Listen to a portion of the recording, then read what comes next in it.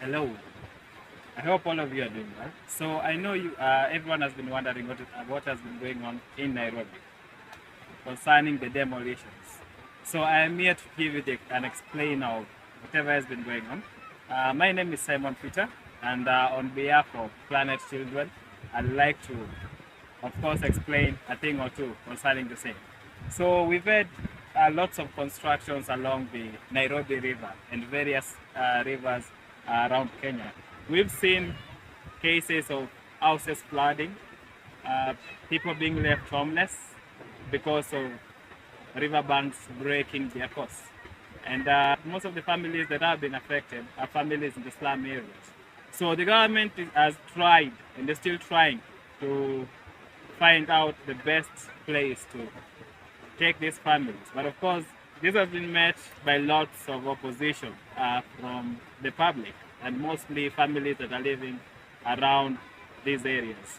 So, what does this mean to citizens? So most citizens have been displaced. The demolitions are now almost a month old. The government promised to refund or give each family 10,000 to relocate, but this has not taken effect to date. So we've seen lots of families, children lacking homes to stay. Most of families staying outside. We did take a walk, and of course we can confirm that we have quite a number of families left homeless. So government is looking into turning this land as So the government wants to turn the riverbeds to, of course, greeneries, and this will provide a safe space for water during rainy seasons. The families or houses most families won't be affected, and of course this will act as nature trails for all residents of Nairobi, and forming the part of a greener picture. And that is why Nairobi is called the Green City under the sun. So what does mean to the residents staying here? So the government gave notices to all residents staying in riparian land or land along riverbeds, and notices are given at least 3 or 6 months prior demolitions. But as we know, the people living in the slums are unable to, of course, relocate, given that the houses that are far away from these places are a little bit expensive, and so they are unable to, of course, cater for the same.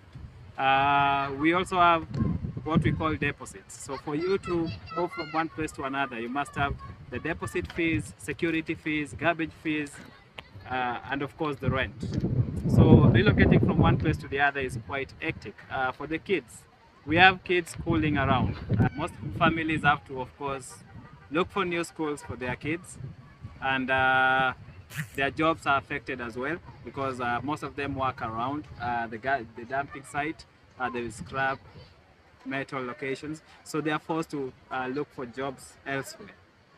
So this demolitions has seen most families displaced, and we've seen many people, of course, spending sleepless nights outside. And thanks to Planet Children, we've been able to help a few families around Dandora.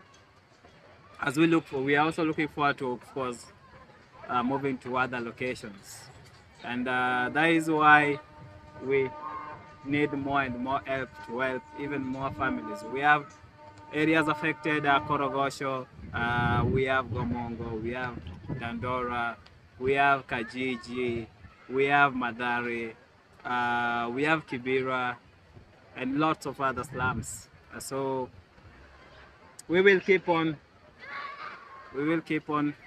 walking around and assisting as many families as we can, of course, through Planet Children. So thank you so much to donors such as Elena for, of course, donating towards this good cause. Asante.